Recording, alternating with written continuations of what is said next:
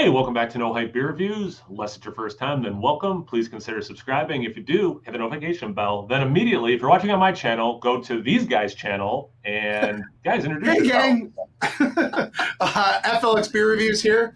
Another episode of As the Beer Swirls hybrid with a whatever. It's a larger swirl. Yeah, I'm Dan. I'm Mike. What are we drinking? So this is from the brewery. They were, as part of their reserve society, if you're interested, description box below how you can sign up. And yeah, we were talking, we're like, we should do one of these together. And I'm like, let's do this Syrah one together. Do you want me to just go through the whole thing? You guys want to do? Sure, go for it. Have at it, buddy. We'll butcher it anyway. It's Petit Mardi, which is French for Little Tuesday. Oak-aged Imperial Stout with Petite, Sirah grapes, and Syrah grapes, 15.9% ABV. And then on the back, Petit Mardi, French for Small Tuesday, is a small batch release in an even smaller format in the same vein as 2021's Portified Black Tuesday. This decadent Imperial Stout was aged in oak puncheons and carefully crafted with Petite Syrah grapes and Syrah grapes. Sip, savor, and enjoy. Well, that's just fantastic. While you were reading, we were highlighting the fanciness of this bottle. And it was like Price is Right style over here. And as me and Mike said, we're fancy boys and we love a fancy beer. This is true. I love this bottle. Yeah, when I saw the shape and everything of it, it makes so much sense. It's like a red wine grape, so it's kind of like a wine bottle. I love it. That does make sense, yeah. Dude, great packaging. I'm pumped. Let's unpackage this bad boy here.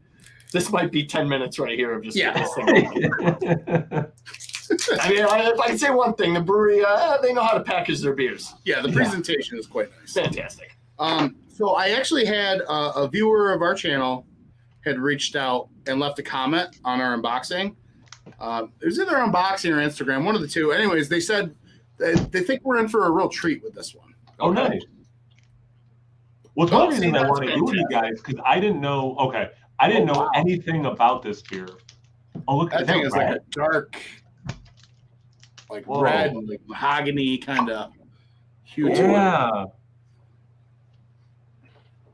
All right. All right. So we're gonna pour into hashtag proper glassware here. Oh, nice. Yeah.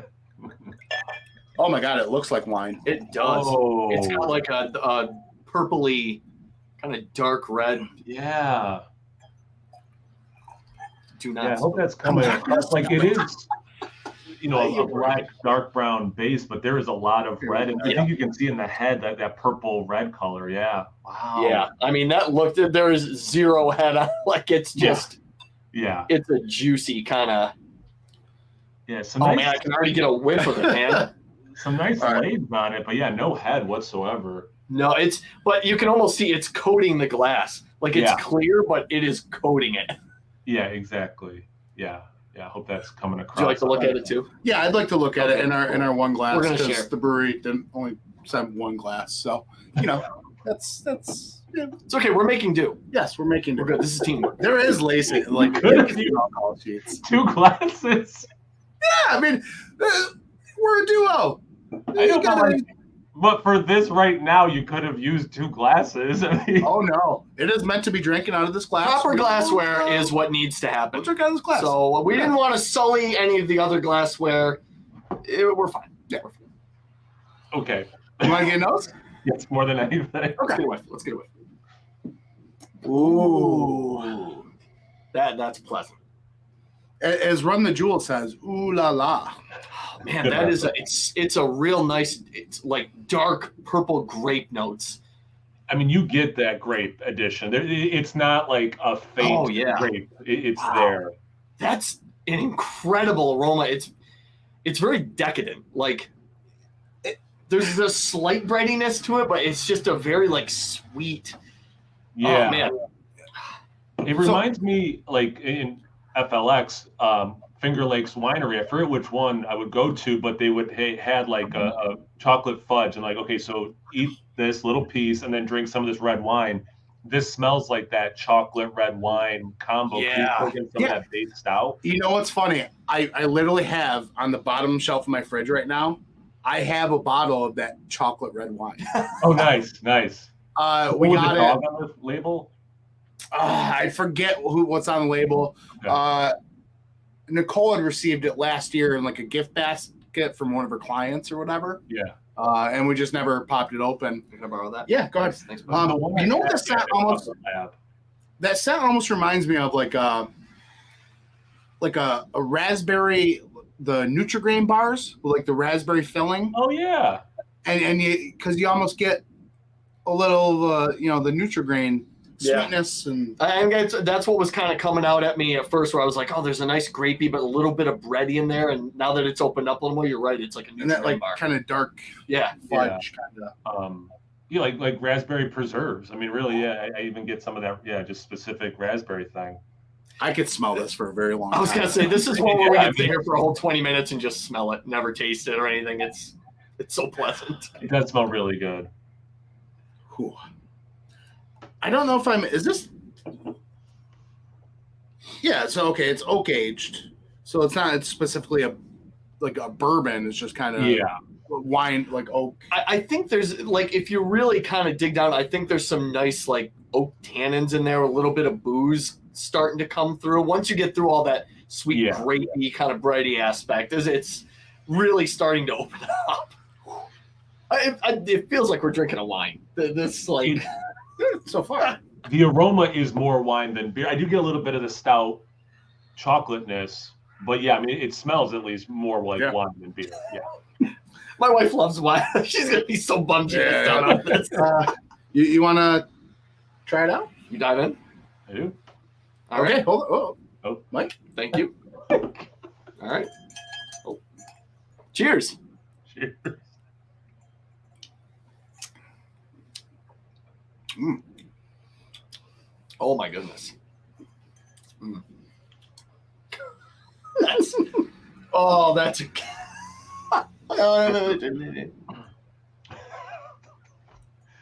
So if you are watching on my channel and you have not subscribed to FLX, this is why you need to do that.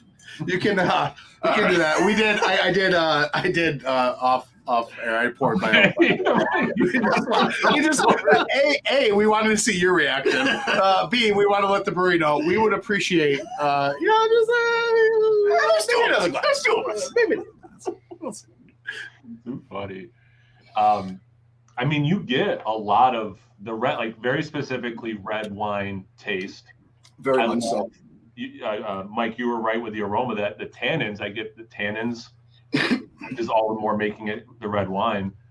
I don't want to monopolize all of the tasting notes, so someone else jumped in. I think the aroma is really carrying over nicely and just becoming more amplified. The booze, I'm starting to get a really pleasant warming in the chest. You know, it's not like blasting you or anything like that. It's just really settling in. I could sip this for a while. So, we were speaking earlier. Sorry to say this, we were speaking earlier about what a dreary kind of sit-at-home day this is. This is a perfect beer for just sitting around today and just drinking it slowly. Yeah. So the body of it, it's not thin, but it's not full. It's kind of like maybe lower side of medium. I don't know. What do you think, Kyle? Well, yeah. So of the 3 beers they sent, have you guys had any of them? We are busting our brewery. Today's the day. Box open. Okay. Yeah. So like I did that We Scream, and that body was definitely thicker than this, and I didn't know if it was the same base or not. So yeah, it is thinner than that one for sure. Okay. And is it the grape edition, like grape juice that's diluting? I don't know, or if that's how they brewed it. Could be. I mean, the mouthfeel though, it comes off a little syrupy at the same time though. You know what I mean? It's not like overtly like just watery thin. Like you feel some substance there. Man, for me, the booze is just like it is just this warming of It's just really nice. It's almost like after you take like your dose of like Dayquil or NyQuil, you know how kind of that sensation, how it opens up your lungs and stuff, like kind of like that thing. I think they're starting a nice warm fire. inside, right in the fireplace. Get you warm up while your feet are waggling under the blanket. Oh yeah, so that's what's going on here. I'm mad at Dan because he took my next tasting note, like not in a gross medicinal way, but like cherry, cough syrup, a little. Like I love that you mentioned the raspberry, and I do get a little cherry as well. So and yeah, not in a gross like actual taking like medicine, but like this cherry warming fuzziness is there for sure. I'm going to like, okay, you're talking to someone like my wife, for example, hates stouts and likes wine enough, right? So I'm like, if she sipped this beer, would she be like, I'm okay with it? Because like you do get some stout notes, but it's very red winey. I gotta say, if you were a wino, is that what we, They're winos. I think we're still allowed to say that, yeah. Whatever, they just call us beer nerds. If you are a wino, like as someone that enjoys going to breweries and stuff, and I really think if like you went to the brewery, Bruery, not I got it. And they didn't like maybe serve wine or cocktails, and your wife really didn't want something. I gotta say, like Nicole would love this. I think. Oh yeah, I think she'd be like, Amanda I'll would take love this too, and just sip on it. I think it almost reminds me like when Kyle's saying like going on the wine trail or something. You get a lot of breweries who have like a crispy boy or a clear beer for people, or I don't really like craft beer or something like that. Yeah. If I had a brewery like this, spelled however you want, on a wine trail, I would probably keep something like this on tap as much as I could, just for maybe people who are into wine, not as much craft beer, but they want to try something like this. But can you imagine like 15.9 ABV? Oh, dude, it's dangerous. Dude, yeah, it is. Because it doesn't, even with a little bit of warmth, it doesn't drink. Like I don't taste the alcohol. Right. Yeah, but here's the thing though. It almost demands, because of like the tartness and the like acidity of like the grape. It almost demands that you sip it. Like I don't think I could take a big chunk of this. Like as soon as I get it to my lips, I'm like, I just a little sip. Yeah, I find myself doing it. They're just little nippers. Man, it's fantastic. I feel like this legit is one of those like long format kind of like beers where we could probably sit here for another half an hour and it just changes and opens. Yeah. In hindsight, like a live stream might have made more sense. Right. Now. I mean, yeah. Oh, we screwed it up, Bruery. Sorry. Yeah. No. And I just keep going back. Like I love this beer. Like thinking about, not that this is a regular Black Tuesday base, that's like closer to 20%, right. But like, I don't even care that it doesn't remind me much of Black Tuesday at all. Like it's brewed, because they do that So Happens It's Tuesday, which is a smaller version. It's about 15%. Again, I don't know if that's the base recipe for the stout in this, but anyway, like I don't get that stuff a lot. I don't even care, which is crazy. So I'm like, Black Tuesday, awesome. Like I know kind of what I'm in for, and didn't get it and don't care, like. Yeah, this is nice. This is it's got a little drying finish to it. Now I'm kind of sitting here, but my lips are just like coated with this sticky film, like jelly. This comes off very. So that viewer said to them, this almost came off desserty. Like kind of like a dessert kind of. Yeah. I mean, there's enough sweetness. I do agree that it finishes much drier than I would think when I sip it, because I'm like a lot of sweetness in a good way, not blowing. And then it does end drier, probably the alcohol, some of the oak tannins helping do that, which also makes me want to take another sip. So, yeah, I mean, dude, this is pretty good. I'll tell you what, Mike. I know Kyle doesn't really. You want to rate it? Yeah, I'd love to rate it. What do you give it? I'm gonna give it a 4.7. I think this is great. So for me personally, for all the reasons I previously stated, I'm not a wine person. I stray away from the wines. Like my limit to a wine is like that sweet table wine. Yeah, that's. I consider some high C juice boxes wine.